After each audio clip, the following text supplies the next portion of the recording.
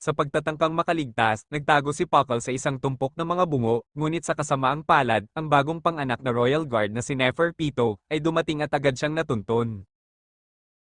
Sa walang awang interogasyon, kinuha ni Pito ang lahat ng impormasyon mula kay Puckle tungkol sa iba't ibang uri ng Nen. Gamit ang kaalamang ito, bumuo siya ng kakayahang matukoy at ikategorya ang mga NEN users. Matapos makuha ang kanyang kailangan, walang awang pinatay ni Pito si Puckle, ginawang isang human meatball at iniwan bilang pagkain para sa Reyna. Dahil sa lumalalang gutom ng Reyna, inutusan niya ang kanyang mga tauhan na manghuli ng 250 katao araw-araw bilang paghahanda sa pagsilang ng hari. Makalipas ang ilang sandali, iniwan ni Pito ang pugad at sinalakay sina Kite, Gon, at Kaluwa. Sa matinding labanan, mabilis na pinutol ni Pito ang braso ni Kite. Sa galit, nagtangkang lumaban si Gon, ngunit natanto ni Kaluwa na wala silang laban kay Pito. Dahil dito, nawala ng malay si Gon matapos siyang patulugin ni Kaluwa, na agad na tumakas kasama siya. Bago sila tuluyang makatakas, iniutos ni Kite kay Kaluwa na dalhin si Gon at tumakbo. Nakabalik na sila Kaluwa dala si Gon sa hangganan ng NGL at ipinaalam ang sinapit ni Kite. Sa oras ding iyon, dumating ang tatlong pro-hunters sina Isaac Netero, Moral, at Nove na nagdesisyong sila mismo ang haharap sa banta ng Chimera Ants. Agad na inutusan ni Netero si Kaluwa na umalis dahil itinuring niya itong masyadong mahina para lumaban. Lubos na nalugmok si Kaluwa sa kanyang pagkabigo na mailigtas si Kite at nagsimulang magduda sa sarili. Ngunit nang magising si Gon, nanindigan siya sa kanyang paniniwala, buhay pa rin si Kite at gagawin niya ang lahat para mailigtas ito. Upang patunayan ang kanilang sarili, binigyan ni Netero si Kaluwa ng 2 wire shoe pieces at isang hamon. Kailangan nilang makuha ang natitirang 2 mula sa mga alagad ni Moral, sina Knuckle at Shoot, bilang paghahanda. Inalok ni Pom Siberia, ang alagad ni Nove, na sanayin sila sa loob ng 1 buwan, ngunit may isang kondisyon, kailangan muna nilang talunin sina Knuckle at Shoot upang makuha ang karapatang sumali sa labanan sa NGL. Habang nagsasanay, bumalik si Bisky upang tulungan silang pahusayin ang kanilang Nen. Pinagpraktis niya sila ng Ren sa loob ng 3 oras ng walang tigil upang mapalakas ang kanilang tibay. Matapos ito, itinakdang makipaglaban si Gon kay Knuckle, isang laban na magpapasya kung handa na nga ba siya. Duda si Pom sa kanilang tsansa, ngunit nangako si Gon sa kanya na mananalo siya. Nang magsimula ang laban, agad ipinakita ni Knuckle ang kanyang superior na kasanayan sa pakikipaglaban, dahilan upang maungusan si Gon. Samantala, sa bahay ni Pom, habang nagpapahinga si Gon, sumailalim si Kaluwa sa matinding pagsasanay kasama si Bisky. Sa gitna ng pagsasanay, tinuligsa siya ni Bisky, sinabi niyang palagi niyang pinipiling tumakas sa laban, binalaan siya ni Bisky na kung hindi niya malalagpasan ang ugaling ito, maaaring mamatay si Gon balang araw dahil sa kanyang pag-aalinlangan. Dagdag pa rito, sinabi niyang kung matatalo siya ni Shoot, wala na siyang karapatang manatili sa tabi ni Gon. Magsisimula na ang huling laban, si Kaluwa laban kay Shoot at si Gon laban kay Knuckle. Mabilis na umatake si Knuckle, ngunit nagawang depensahan ni Gon ang sarili. Gayunpaman, napansin niya ang isang kakaibang nilalang na tinatawag na Potclean, na nakakapit sa kanyang braso. Mayroon itong countdown at isang numero na unti-unting lumalaki. Ipinaliwanag ni Knuckle na ito ay isang kakayahan na nagpapataw ng interes, 10% ng aura ni Gon kada 10 segundo. Dagdag pa rito, ipinaliwanag niya ang konsepto ng AOP, Actual Aura Power at ang Maximum Aura Power. Dahil sa estilo ng pakikipaglaban ni Gon, mabilis niyang nauubos ang kanyang aura. Sa loob lamang ng 4 at kalahating minuto, tuluyan siyang mauubusan ng aura, papasok sa tinatawag na bankrupt state, kung saan hindi siya makakagamit ng Nen sa loob ng 30 araw. Samantala, nakikipaglaban si Kaluwa kay Shoot na gumagamit ng floating hands upang umatake mula sa iba't ibang anggulo. Ginamit ni Kaluwa ang kanyang mga yoyo upang salagin ang mga ito, ngunit nagawang makalapit ni Shoot at tumama ng isang suntok. Sa puntong ito, nagsimula ng magduda si Kaluwa sa kanyang sarili. Naalala niya ang sinabi ng kanyang kapatid na si Illumi na dapat siyang laging tumakas kapag mas malakas ang kalaban niya. Napansin niyang inuulit ni Shoot ang pag-atake sa kaliwang bahagi ng kanyang mukha, ang kanyang blind spot. Dahil dito, lalo siyang nawala ng tiwala sa sarili at hindi makalaban ng buo. Sinamantala ito ni Shoot at tuluyang dinaig si Kaluwa. Sa huli, nanalo sina Knuckle at Shoot. Matapos ang laban, tiniyak ni Knuckle kay Gon na tutulungan nilang iligtas si Kite. Samantala, lubos na nadurog ang loob ni Gon sa kanyang kahinaan, habang si Kaluwa naman ay labis na naapektuhan sa kanyang pagkatalo. Ipinangako ni Kaluwa na poprotektahan si Gon sa loob ng 30 araw na hindi niya magagamit ang Nen, ngunit sa sarili niya, nagdesisyon siya, pagkatapos ng 30 araw, iiwan na niya si Gon. Samantala, sa NGL ay magsisimula na ang unang offensiba ng grupo ni Netero laban sa mga Chimera Ant. Ginamit ni Moral ang kanyang mga usok na kakayahan upang lituhin ang mga kalaban, habang si Nove naman ay ginamit ang hide and seek upang ikulong ang mga ito sa isang hiwalay na dimensyon. Sa loob, walang kahirap-hirap na pinagpapatay sila ni Netero. Sa kabilang banda, sa loob ng pugad ng Chimera Ants, isiniwalat na pinatay na ni Pito si Kite, gayunpaman, hindi nila ito tinapon, bagkus, ginagamit nila ang kanyang katawan bilang laruan sa kanilang pagsasanay, dahil natagpuan nilang nakakaaliw siyang labanan. Samantala, isinilang na ang dalawa pang Royal Guards, sina Shiapuf at Mentutuyupi. Habang patuloy na nagsasanay sina Gon at Killua, biglang nagsimulang ipanganak ng maaga ang hari ng Chimera Ants, ngunit, imbes na lumabas ng maayos, marahas na pinunit ni Meruem ang sarili palabas ng katawan ng Reyna. Sa kanyang paglabas, agad na nagtipon ang mga squadron leaders upang salubungin siya, ngunit wala siyang pakialam sa kanila, pati na rin sa sariling ina, walang pag-aalinlangan niyang pinatay sina Peggy, Turtle, at ilang iba pa, at maging kinain pa ang ilan sa kanila. Sa puntong ito, buong pusong nanumpa ng katapatan ng mga Royal Guard sa kanilang bagong hari at tuluyang tinalikuran ng naghihingalong Reyna, tumanggi si Pito na gamutin ang kanyang ina dahil para sa kanya, mas mahalaga ang seguridad ng hari. Dahil dito, nagkawatak-watak ang mga natitirang squadron leaders, sinundan ng kanilang sariling likas na paggawi. Samantala, si Colt na nanatiling tapat sa Reyna ay lumapit kina Moral at Nov upang humingi ng tulong, agad nagpadala ng medical team si NetEro upang subukang iligtas ang Reyna, ngunit huli na ang lahat.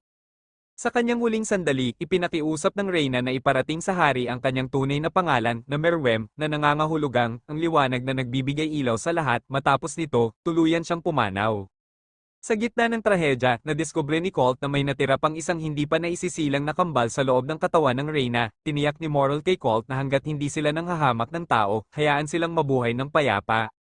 Habang nakaban si Gon sa paggamit ng Nen sa loob ng 30 araw, patuloy siyang nagsasanay kasama si Killua. Isang araw, niyaya siya ni Palm sa isang date habang palihim siyang sinusundan ni Killua. Sa kanyang pagsunod, nakasalubong ni Killua si Ramot, kahit alam niyang mas malakas ito, pinilit niyang lumaban, ngunit sa gitna ng laban, naalala niya ang isang bagay, ang nakabaon na karayom sa kanyang noo, sa isang matinding desisyon, pinunit niya ito mula sa kanyang ulo, at dito niya natanto ang katotohanan, itinanim ito ni Illumi upang pilitin siyang laging tumakas sa mas malalakas na kalaban. Sa sandaling iyon, tuluyan ng napalaya ang isip ni Killua mula sa takot, sa isang iglap, pinatay niya si Ramot nang walang kahirap-hirap. Samantala, bumalik sina Knuckle at Moral mula sa NGL at nahanap si Cheeto, isang Chimera Ant na may hindi kapani-pani walang bilis. Sa kanilang laban, tinamaan siya ni Knuckle na nag-activate ng Hakover, ngunit sa kabila nito, nakatakas pa rin si Cheeto. Makalipas ang ilang araw, muling nagtipon ng grupo ni Gon, Killua, Knuckle, Moral, at Shoot sa hangganan ng NGL, at dito nila sa wakas natagpuan si Kite. Ngunit sa kanilang pagkagulat, si Kite ay wala ng emosyon, tuluyang walang malay sa kanyang sarili. Sa katunayan, kinokontrol siya ng isang Nen ability, dahilan kung bakit hindi niya nakikilala si Gon. Sa desperasyon, sinubukan ni Gon na kausapin si Kite, ngunit walang awang inatake siya nito. Sa harap ng katotohanang hindi na ang dating Kite ang nasa harapan niya, nangako si Gon na gagawin ang lahat upang maibalik siya sa dati. Samantala, sa East Gorto, sinalakay ni Meruem at ng kanyang mga Royal Guards ang Royal Palace, at walang awa nilang pinatay ang diktador na si Ming Joel-ik, pati na rin ang karamihan sa mga tao sa loob. Sa kanilang bagong plano, naghanda sila para sa Selection Day, kung saan pupunuin nila ang palasyo ng mga mamamayan, sa ilalim ng pagkukunwaring isang selebrasyon, ngunit ang totoo, pipilitin nilang gisingin ang ng lahat ng tao sa lungsod, kahit 79% sa kanila ang mamamatay sa proseso. Habang papalapit ang Selection Day, naghahanda sina Gon, Killua, Knuckle, Shoot, Moral, at Nov upang lusubin ang palasyo at tulungan si NetEro sa pagpuksa sa mga Chimera Ant. Sa puntong ito, naibalik na ni Gon ang kanyang Nen at ipinakita ang kanyang bagong lakas kay Moral, na lubos na humanga sa kanyang kapangyarihan. Matapos ang ilang pagsasanay, hinati nila ang grupo sa 3 koponan para sa misyon.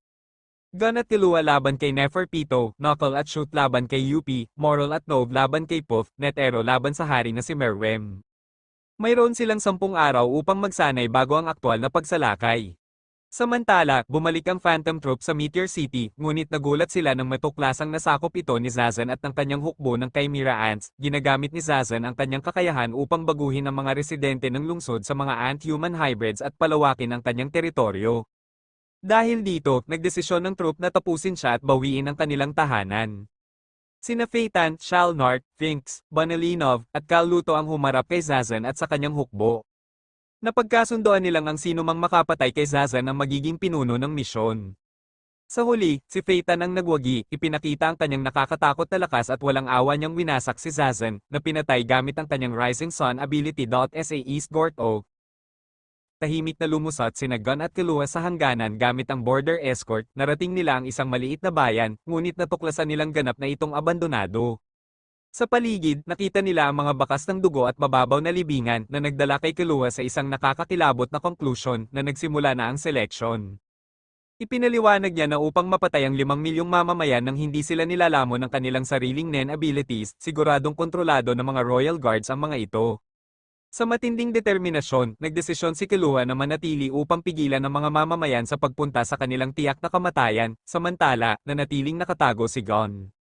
Ngunit, hindi nakinig ang karamihan sa mga mamamayan, at dahil sa ingay na dulot ng gulo, napansin si Killua ng mga Chimera Ants, di nagtagal, inilunsad ni Leal at ng kanyang squad ang isang pag-atake laban sa kanya.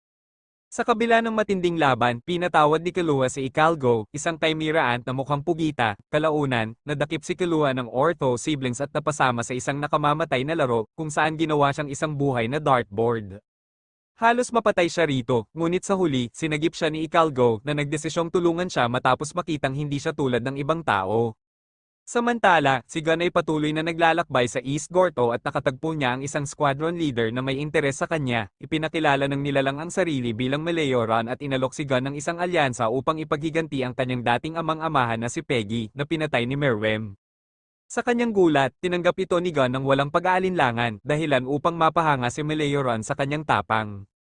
Habang naghihintay sa selection day, nalibang si Meruem sa paghamon sa pinakamagagaling na manlalaro ng East Gorto sa iba't ibang board games.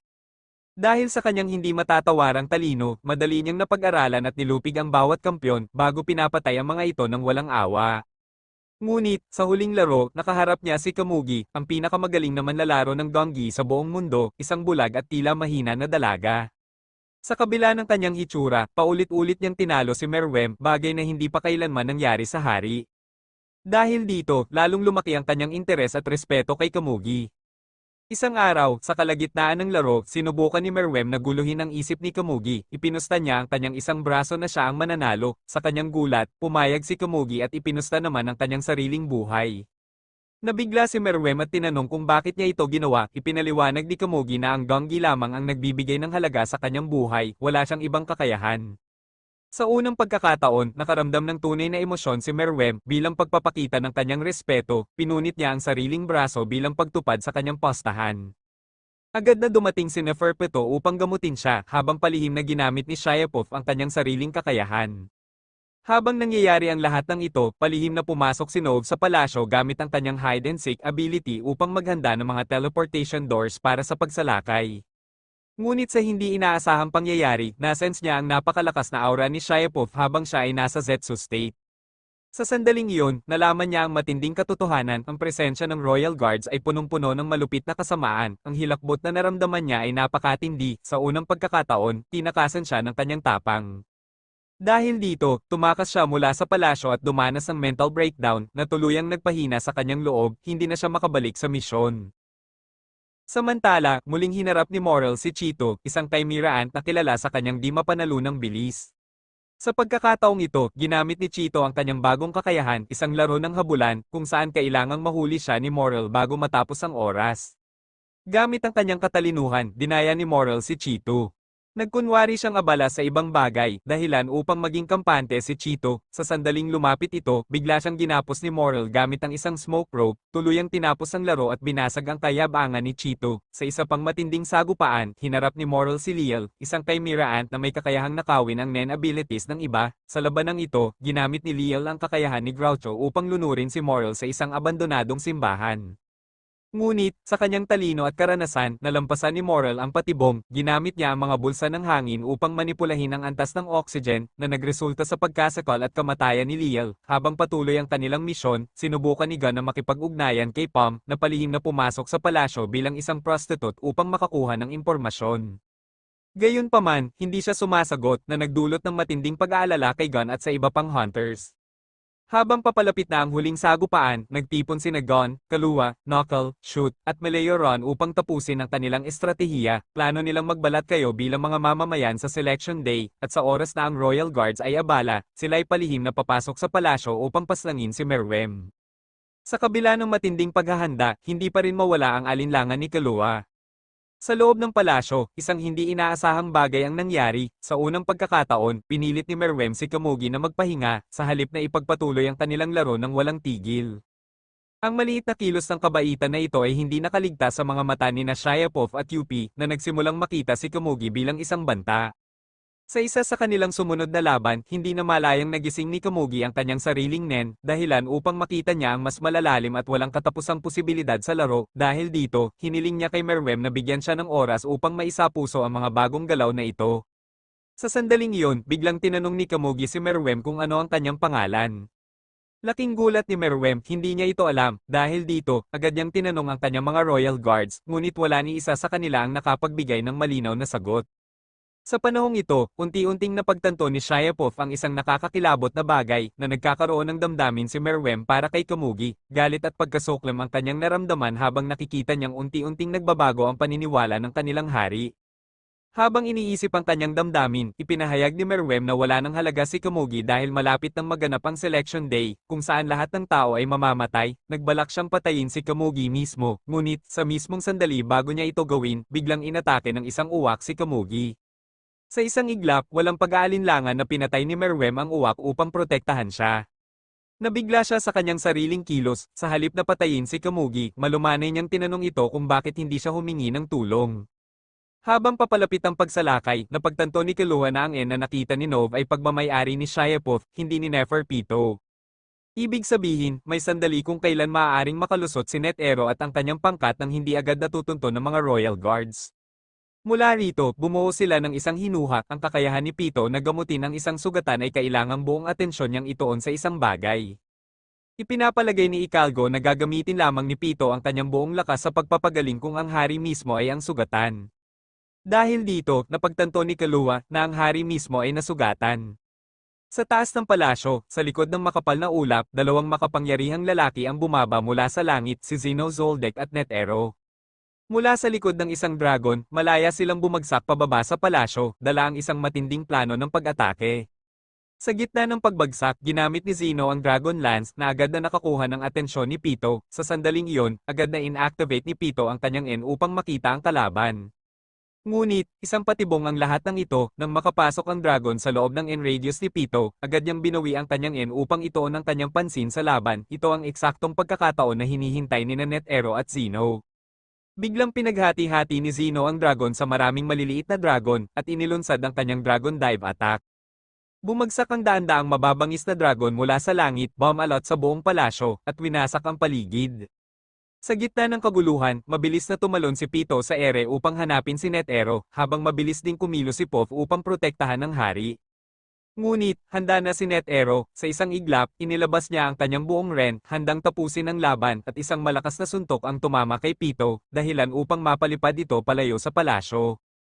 Gayunpaman, hindi nagpadala si Pito, ginamit nito ang Dr. Blight hindi para magpagaling, kundi upang gamitin ang sariling limitasyon, ginamit ang 20-meter radius nito upang maiwasang mapalayo sa palasyo at manatili sa laban. Habang bumabagsak ang mga dragon mula sa himpapawid, sinamantala ng invasion squad ang kaguluhan upang makapasok sa palasyo, dumaan sila sa mga pintong itinakda ni Nov malapit sa hagdanan. Lahat kasama sina Killua at Ikalgo ay tahimik na pumasok patungo sa hagdanan, si Ikalgo ay humiwalay upang hanapin si Pom. Ngunit, isang hindi inaasahang balakid ang humarang sa kanila. Habang dahan-daang umaakyat sa hagdan, napansin nilang may nakaupo sa tuktok, si Yupi. Sa sandaling makita ang grupo, agad na pumasok si Yupi sa battle mode. Sa parehong sandali, tuluyan ng bumagsak ang mga dragon sa palasyo, bomb-utes sa bubong, at nagkalat ng matinding pinsala. Napansin ng grupo ang isang seryosong problema, kung sina Knuckle at Meteoren, na parehong hindi nakikita at hindi nadarama, ay tinamaan ng Dragon Dive at napatay, ay tapos na sila. Upang alisin ang pangamba, biglang sinuntok ni Knuckle si Yupi, pinapakita na buhay pa siya at handang lumaban. Dahil dito, nagkaroon ng pagkakataon si Killua na mabilis na makadaan sa hagdan, habang ginamit ni Moral ang kanyang usok upang itago ang kilos ng kanyang mga kakampi. Nagumpisa ang matinding labanan, si Yupi ay nakipagsagupaan ng harapan kay Shoot. Sina Knuckle at Meteoren naman ay sumuporta mula sa gilid, muling sinuntok ni Knuckle si Yupi na naging sanhi ng pag-activate ng Hakover. Si Shoot, bagaman matinding sugatan, ay patuloy na nakipaglaban at humingi ng isang bagay kay Knuckle na huwag siyang pabayaan at ipagpatuloy ang laban. Ngunit, sa sobrang dami ng tinamong pinsala, tuluyan ng bumagsak si Shoot. Sa puntong ito, naiwan si Knuckle na mag-isang humarap kay Yuppie. Samantala, sa loob ng palasyo, matagumpay na nakapasok sina NetEro at Zeno. Habang sinusuri ang lugar, isang hindi inaasahang tanawin ang bumungad sa kanila, isang sugatang kamugi, nakahandusay at duguan mula sa Dragon Dive. At higit pa rito, isang bagay ang lalo pang nagpagimbal sa kanila, ang hari mismo, si Meruem, ay lubhang nag-aalala para sa buhay ng isang tao. Dahil sa pagkagulat, sandaling natigilan sina NetEro at Zeno, hindi agad nakagalaw. Sa halip na lumaban agad, inatasan ni Meruem si Pito na pagalingin si Kamugi. Sa isang iglap, walang kahirap-hirap na lumapit siya sa kanila, halos hindi nila namalayan kung gaano kabilis ang kanyang paggalaw. Pagkatapos, hinarap niya si NetEro at nag-alok ng isang kasunduan, sumama sa kanya sa ibang lugar upang maiwasan ang hindi kinakailangang pagkamatay ng inosenteng tao. Dahil sa nakita niyang kawalang hiyaan na isang inosente ang nadamay sa kanilang labanan, nagdesisyon si Zeno na umatras. At dahil tapos naman din ang kontrata niya. Ngunit bago siya umalis, gumamit siya ng isang espesyal na dragon, isang N-shaped dragon, upang dalhin sina NetEro at Meruem sa isang mas ligtas na lugar para sa kanilang sagupaan. Habang papaalis, nag-cruise ang landas ni NetEro sa dalawa pang hunters, sina Gun at Killua, na dumating upang hanapin si Pito. Itinuro ni NetEro ang lokasyon ni Pito, pagdating nila, tumambad sa kanila ang isang nakakagalit na eksena, si Pito, na malayang ginagamit ang kanyang Dr. Blight upang pagalingin si Kamugi. Agad na sumiklab ang galit ni Gon, hindi siya makapaniwala bakit ginagamit ni Pito ang kanyang kakayahan upang iligtas ang isang batang babae, ngunit walang pag-aalinlangang pinatay si Kite. Napuno siya ng puot, ngunit hindi siya agad nakilos si Pito, alam nitong hindi niya maaaring ihinto ang paggamot kay Kamugi dahil maaari itong ikamatay ng bata. Dahil dito, nagmakaawa si Pito kay Gon na hayaang matapos muna nito ang paggamot bago siya gawin ang anuman. Bilang patunay ng kanyang sinseridad, sinira mismo ni Pito ang sarili niyang braso, ipinapakita na wala siyang balak lumaban. Si Killua, na alam ang tunay na misyon nila, agad na pinaalala kay Gon ang isang mahalagang bagay, tanging si Pito lamang ang may kakayahang ibalik si Kite sa dati. Dahil dito, napilitang magdesisyon si Gon, matapos ang matinding pag-aalinlangan, nagbigay siya ng isang ultimatum kay Pito, bibigyan niya ito ng isang oras upang tapusin ang pagpapagaling kay Kamugi. Pagkatapos niyon, walang makakapigil kay Gon sa kanyang paghihiganti. Matagumpay na nakarating si Morao sa silid ng trono, kung saan nakasalubong niya si Shia Puff. Napansin ni Morao ang sandaling kahinaan ni Puff, kaya agad niyang ginamit ang Smoky Jail, isang makapal na usok na nagsisilbing kulungan, upang hindi makalabas si Puff. Ngunit, nagpalit ng anyo si Puff, naging isang chrysalis at ginamit ang kanyang kakayahang Beelzebub, hinati niya ang kanyang sarili sa bilyon-bilyong microscopic clones at tahimik na nakalusot palabas ng kulungan.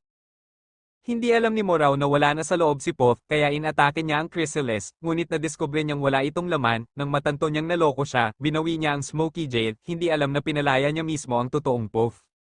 Sa isang mabilis na pag-atake, inabangan ni Puff si Morao mula sa likuran, tinamaan siya at ninakaw ang kanyang pipe, kaya hindi na niya magamit ang kanyang Nen abilities.